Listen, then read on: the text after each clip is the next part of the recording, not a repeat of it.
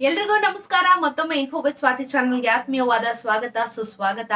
So Gruhalakshmi ಯೋಜನೆಯ cancel ಆಗಿರುವಂತ ಪಟ್ಟಿನ ಬಿಡುಗಡೆ ಮಾಡಿದೆ ಸರ್ಕಾರ. ಸೊ ನಿಮ್ಮ ಹೆಸರು ಈ ಪಟ್ಟಿಯಲ್ಲಿ ಇದೆಯಾ ಅಂತ ಹೇಳಿ ದಯವಿಟ್ಟು ಚೆಕ್ ಮಾಡ್ಕೊಳ್ಳಿ.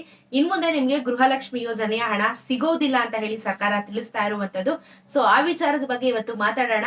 ಸೊ ಇನ್ನು ನನ್ನ ಚಾನೆಲ್ ನ ಸಬ್ಸ್ಕ್ರೈಬ್ ಮಾಡಿಲ್ಲ ಅಂತ ಹೇಳಿದ್ರೆ ದಯವಿಟ್ಟು ಸಬ್ಸ್ಕ್ರೈಬ್ ಮಾಡಿ ನಿಮ್ಮ ಬೆಂಬಲನ ತೋರಿಸಿ. ಹಾಗೆ ವಿಡಿಯೋನ ಶುರು ಮಾಡ್ಕೊಂಡ್ ಬಿಡೋಣ ಅಂತ ಹೇಳ್ತಾ ಇದ್ದೀನಿ. ಸೊ ದಯವಿಟ್ಟು ವಿಡಿಯೋನ ಎಲ್ಲೂ ಸ್ಕಿಪ್ ಮಾಡಬೇಡಿ, ಕೊನೆವರೆಗೂ ನೋಡಿ. ಯಾಕಂದ್ರೆ ಮಿಸ್ಲೀಡ್ ಆಗುವಂತ ಒಂದಷ್ಟು ವಿಚಾರಗಳಿರುತ್ತೆ ವಿಡಿಯೋನ ಕಂಪ್ಲೀಟ್ ಆಗಿ ನೋಡಿಲ್ಲ ಅಂತ ಹೇಳಿದ್ರೆ. ಹಾಗಾಗಿ ಸೊ ಶುರು ಮಾಡ್ಕೊಂಡ್ಬಿಡೋಣ. ಗೃಹಲಕ್ಷ್ಮಿ ಯೋಜನೆಯ 5ನೇ ಕಂತಿನ ಹಣ ಆಲ್ಮೋಸ್ಟ್ ಎಲ್ಲರಿಗೂ ಬಂದಾಗಿದೆ. 6ನೇ ಕಂತಿನ ಹಣಕ್ಕೆ ಇನ್ನೇನು ಕ್ಷಣಗಣನೆ ಶುರುವಾಗಿದೆ. ಯಾಕೆ ಅಂತ ಹೇಳಿದ್ರೆ ಈಗ ಆಲ್ಮೋಸ್ಟ್ 15ನೇ ತಾರೀಕು ಆಗಿದೆ. ಇನ್ನ ಏನು ಅನ್ನಭಾಗ್ಯದ ಹಣ ಕೂಡ ಬರುತ್ತೆ. ಆಮೇಲೆ ಸರ್ಕಾರ ಹೇಳಿರೋ ಪ್ರಕಾರ ಇದೇ ಜಾನ್ವರಿ ತಿಂಗಳಲ್ಲಿ 6ನೇ ಕಂತಿನ ಹಣ ಕೂಡ ಬಿಡುಗಡೆ ಮಾಡ್ಬಿಡ್ತೀವಿ ನಾವು ಅಂತ ಹೇಳಿ ಸರ್ಕಾರ ತಿಳಿಸ್ತಾ ಇರುವಂತದ್ದು.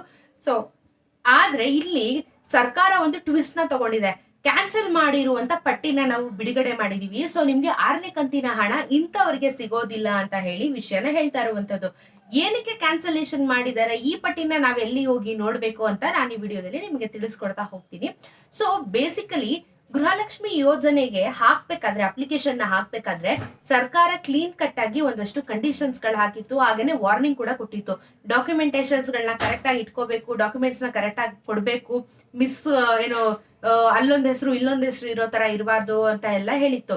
ಸೊ ಏನಕ್ಕೆ ಕ್ಯಾನ್ಸಲೇಷನ್ ಮಾಡಿದ್ದಾರೆ ಅಂತ ಹೇಳಿ ಒಂದಷ್ಟು ಕ್ರೈಟೀರಿಯಾಗಳನ್ನ ತಗೊಂಡಾಗ ಸರ್ಕಾರ ಏನೇ ಹೇಳ್ತಾ ಇದೆ ಅಂತ ಹೇಳಿದ್ರೆ, ನಿಮ್ಮ ನೇಮ್ ಆಧಾರ್ ಕಾರ್ಡ್ ಅಲ್ಲಿ ಇರುವಂತ ನೇಮು ಹಾಗೇನೆ ರೇಷನ್ ಕಾರ್ಡ್ ಅಲ್ಲಿ ಇರುವಂತ ನೇಮು ಮ್ಯಾಚ್ ಆಗ್ತಾ ಇಲ್ಲ ಅಂತ ಹೇಳ್ತಾ ಇದೆ. ಏನಕ್ಕೆ ಅಂತ ಹೇಳಿದ್ರೆ ಇಲ್ಲಿ ಸ್ಪೆಲ್ಲಿಂಗ್ ಮಿಸ್ಟೇಕ್ ಗಳು ಇರುವಂತದ್ದು. ಸ್ಪೆಲ್ಲಿಂಗ್ ಮಿಸ್ಟೇಕ್ ಇದ್ರೆ ಖಂಡಿತವಾಗ್ಲೂ ಮ್ಯಾಚ್ ಆಗಲ್ಲ. ಫಾರ್ ಎಕ್ಸಾಂಪಲ್ ಇವಾಗ ಪಾನ್ ಕಾರ್ಡ್ ಅಲ್ಲಿ ಕೂಡ ಹೆಸರು ಒಂದಿದ್ರೆ ಆಧಾರ್ ಕಾರ್ಡ್ ಅಲ್ಲಿ ಒಂದು ಹೆಸರು ಒಂದಿದೆ, ಅದು ಕೂಡ ಮಿಸ್ಲೀಡ್ ಆಗುತ್ತೆ. ಹಾಗಾಗಿ ರೇಷನ್ ಕಾರ್ಡ್ ಆಧಾರ್ ಕಾರ್ಡ್ ಅಲ್ಲಿ ಕರೆಕ್ಟ್ ಇಲ್ಲ ಅಂತ ಹೇಳಿ ಹೇಳ್ತಾ ಇದೆ. ಎರಡನೇದು ಏನು ಅಂತ ಹೇಳಿದ್ರೆ ರೇಷನ್ ಕಾರ್ಡ್ ಅಲ್ಲಿ ಮನೆಯ ಮುಖ್ಯಸ್ಥರ ಹೆಸರು ಮಹಿಳೆಯರ್ದಿಲ್ಲ ಅಂತ ಹೇಳ್ತಾ ಇದೆ. ಆಮೇಲೆ ಮೂರನೇದು ನಿಮ್ಮ ಆಧಾರ್ ಕಾರ್ಡ್ ಪಾನ್ ಕಾರ್ಡ್ ನ KYC ಮಾಡಿಲ್ಲ, ಲಿಂಕ್ ಮಾಡಿಲ್ಲ ಅಂತ ಹೇಳ್ತಾ ಇದೆ. ಇನ್ನೊಂದು ರೇಷನ್ ಕಾರ್ಡ್ ಅಲ್ಲಿ ನೀವು ರೇಷನ್ ನ ತಗೊಳ್ದಿರೆ ಬರೀ ಹಣ ತಗೊಂತಾ ಇದ್ದೀರಾ, ಆಕ್ಟಿವೇ ಇಲ್ಲ ನೀವು ಅಂತ. ಯಾಕಂದ್ರೆ ಎಲ್ಲಾ ನಿಂತಿರೋದು ರೇಷನ್ ಕಾರ್ಡ್ ಮೇಲೆ, ಕರೆಕ್ಟ್ ಅಲ್ವಾ? ಅನ್ನಭಾಗ್ಯ ಆಗಿರ್ಬೋದು, ಗೃಹಲಕ್ಷ್ಮಿ ಆಗಿರ್ಬೋದು.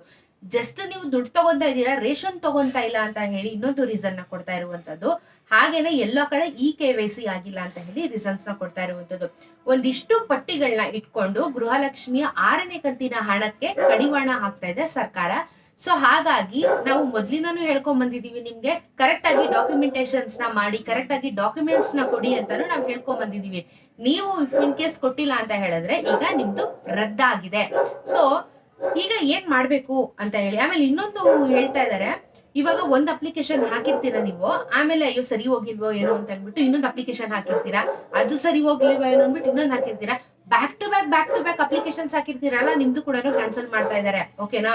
ಸೊ ಈಗ ಇದನ್ನೆಲ್ಲ ಬ್ರೇಕ್ ಮಾಡಿ ಕಟ್ ಮಾಡ್ತಾ ಇದ್ದಾರೆ. ಸೊ ಹಾಗೇನೆ ರದ್ದು ಮಾಡಿರುವಂತ ಪಟ್ಟಿನ ಎಲ್ಲಿ ಹೋಗಿ ನೋಡ್ಬೇಕು ಅಂತ ಹೇಳ್ತೀನಿ. ಅದ್ರ ಜೊತೆಗೆ ಗೃಹಲಕ್ಷ್ಮಿ ಯೋಜನೆಗೆ ಯಾರೆಲ್ಲ ಮತ್ತೆ ಹೊಸದಾಗಿ ಅಪ್ಲಿಕೇಶನ್ ಹಾಕ್ಬೇಕು, ಈಗ ನೀವೆಲ್ಲ ಹಾಕಿ ಎಲ್ಲ ಹೋಗಿ ದುಡ್ಡೆಲ್ಲ ಬರ್ದೇ ಇಲ್ದಿರೋದು ಕ್ಯಾನ್ಸಲ್ ಆಯ್ತು. ಓಕೆನಾ?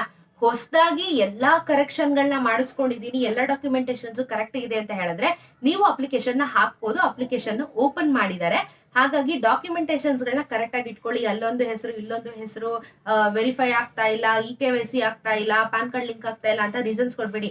ಎಲ್ಲ ಕರೆಕ್ಟ್ ಆಗಿ ಇಟ್ಕೊಂಡಿದ್ರೆ ನೀವು ಗೃಹಲಕ್ಷ್ಮಿಗೆ ಈಗಲೂ ಕೂಡ ಹೋಗಿ ನಿಮ್ಮ ನಿಯರೆಸ್ಟ್ ಗ್ರಾಮ ಪಂಚಾಯತಿ ಕರ್ನಾಟಕ 1 ಬೆಂಗಳೂರಿನಲ್ಲಿ ನೀವು ಅರ್ಜಿನ ಸಲ್ಲಿಸಬಹುದಾಗಿದೆ. ಓಕೆನಾ? ಸೊ ಎಲ್ಲಾ ದಯವಿಟ್ಟು ಕರೆಕ್ಟ್ ಆಗಿ ಇಟ್ಕೊಂಡು ಗೃಹಲಕ್ಷ್ಮಿಗೆ ನೀವು ಅಪ್ಲಿಕೇಶನ್ ನ ಹಾಕ್ಬೋದು.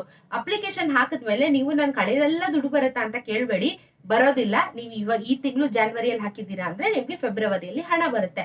ಹಳೇದು 5 ಕಂತ ಹಣ ಏನಿದೆ ಅದು ನಿಮ್ಗೆ ಬರೋದಿಲ್ಲ. ಓಕೆನಾ? ನೀವು ಹೊಸ ಫ್ರೆಶರ್ ನೀವು, ಹಾಗಾಗಿ ನೀವು ಯಾವಾಗ ಹಾಕಿರ್ತೀರಾ ಅವಾಗಿಂದ ನಿಮ್ಗೆ ಹಣ ಬರುವಂತದ್ದು. ಸೊ ಇದಕ್ಕೆ ಕೊನೆಯ ದಿನಾಂಕ ಅನೌನ್ಸ್ ಮಾಡಿಲ್ಲ. ಟೆಕ್ನಿಕಲ್ ಇಶ್ಯೂಗಳು ಅಂತ ಹೇಳಿ ರೀಸನ್ಸ್ ಕೊಡ್ತಾ ಇದ್ರು, ರಿಸಾಲ್ವ್ ಮಾಡ್ಬಿಟ್ಟು ಈಗ ಅಪ್ಲಿಕೇಶನ್ ಮತ್ತೆ ಓಪನ್ ಮಾಡಿದ್ದಾರೆ. ಅಪ್ಲಿಕೇಶನ್ ನ ಹಾಕ್ಬೋದು ಗೃಹಲಕ್ಷ್ಮಿಗೆ. ಸೊ ಮೇನ್ ಪಾಯಿಂಟ್ ಏನು ಅಂತ ಹೇಳಿದ್ರೆ, ಇವಾಗ ಈ ಪಟ್ಟಿ ಏನಿದೆ ಇದನ್ನ ಎಲ್ಲಿ ಹೋಗಿ ನೋಡ್ಬೇಕು ಅಂತ ಹೇಳ್ಬೋದು. ಸೊ ಮೊದಲನೇ ಆಪ್ಷನ್ ನೀವು ಎಲ್ಲಿ ಹೋಗಿ ನೋಡ್ತೀರಾ ಅಂತ ಹೇಳಿದ್ರೆ, ನಾನು ಯಾವಾಗ್ಲೂ ಹೇಳ್ತಾ ಇರ್ತೀನಿ ನಿಮ್ಗೆ, ನಿಮ್ಮ ಒಂದು ಆಹಾರ ವೆಬ್ಸೈಟ್ ಹೋಗ್ಬಿಟ್ಟು ಅಲ್ಲಿ ನಿಮ್ಗೆ ರೇಷನ್ ಕಾರ್ಡ್ ಲಿಸ್ಟ್ ಅಂತ ಹೇಳಿ ಕ್ಯಾನ್ಸಲ್ಡ್ ಅಂತ ಹೇಳಿ ತೋರಿಸ್ತಾ ಇರುತ್ತೆ, ಅಲ್ಲಿಗೆ ಹೋಗಿ ನೀವು ಲಿಸ್ಟ್ ಅಲ್ಲಿ ಚೆಕ್ ಮಾಡ್ಕೋಬಹುದು. ಎರಡನೇ ಆಪ್ಷನ್ ಗೃಹಲಕ್ಷ್ಮಿ ಅಂದ್ರೆ ನಿಮ್ ರೇಷನ್ ಕಾರ್ಡ್ ಕ್ಯಾನ್ಸಲ್ ಆಯ್ತು ಅಂದ್ರೆ ಗೃಹಲಕ್ಷ್ಮಿನೂ ಬರಲ್ಲ, ಈ ಕಡೆ ಅನ್ನಭಾಗ್ಯನೂ ಬರಲ್ಲ. ಓಕೆನಾ? ಎರಡನೇದೇನು ಅಂತ ಹೇಳಿದ್ರೆ ನಿಮ್ಮ ನಿಯರೆಸ್ಟ್ ಆಹಾರ ಇಲಾಖೆ ಆಫೀಸ್ಗೆ ನೀವು ಭೇಟಿ ನೀಡಬೇಕಾಗುತ್ತೆ. ಭೇಟಿ ನೀಡಿ ಅಲ್ಲಿ ಪಟ್ಟಿ ರಿಲೀಸ್ ಆಗಿದೆ ಅಂತ ಹೇಳಿ ಸರ್ಕಾರ ಹೇಳಿರೋದ್ರಿಂದ ನೀವು ಆಫೀಸರ್ ಹತ್ರ ಹೋಗ್ಬಿಟ್ಟು ಈ ರೀತಿ ಪಟ್ಟಿ ರಿಲೀಸ್ ಆಗಿದೆಯಂತೆ, ಆ ಪಟ್ಟಿಯಲ್ಲಿ ನಮ್ಮ ಹೆಸರಿದೆ ಚೆಕ್ ಮಾಡ್ಬೇಕು ಅಂತ ಹೇಳಿದ್ರೆ ನಿಮ್ಗೆ ಅವರು ಪಟ್ಟಿನ ಕೊಡ್ತಾರೆ. ಅದರಲ್ಲಿ ನಿಮ್ ಹೆಸರು ಏನಾದ್ರು ಇದೆಯಾ ಅಂತ ಹೇಳಿ ಕ್ರಾಸ್ ಚೆಕ್ ನ ಮಾಡ್ಕೊಳ್ಳಿ. ಇಫ್ ಇನ್ ಕೇಸ್ ಇದೆ ಅಂತ ಹೇಳಿದ್ರೆ ಯಾಕೆ ಏನು ಅಂತ ಹೇಳಿ ಅಲ್ಲೇ ವಿಚಾರ ಮಾಡ್ಕೊಂಡು ನೀವು ಅದನ್ನ ರಿಸಾಲ್ವ್ ಮಾಡ್ಕೋಬಹುದು. ರಿಸಾಲ್ವ್ ಮಾಡ್ಕೊಳಕ್ ಅವಕಾಶ ಇದೆ, ರಿಸಾಲ್ವ್ ಮಾಡ್ಕೊಳ್ಳಿ. ಇಲ್ಲ ಟೆಕ್ನಿಕಲ್ ಇಲ್ಲ ನೀವು ರಾಂಗೇ ಕೊಟ್ಟಿದ್ದೀರಾ ಅಂತ ಹೇಳಿದ್ರೆ ಏನು ಮಾಡೋದಕ್ಕಾಗಲ್ಲ, ಕ್ಯಾನ್ಸಲ್ ಆಗುವಂಥದ್ದು. ಸೊ ಇದಿಷ್ಟು ವಿಚಾರ ಹೊಸ 6ನೇ ಕಂತಿನ ಹಣ ಕ್ಯಾನ್ಸಲ್ ಆಗಿರುವಂತ ಲಿಸ್ಟ್ ಗಳ ವಿಚಾರ ಆಗಿತ್ತು.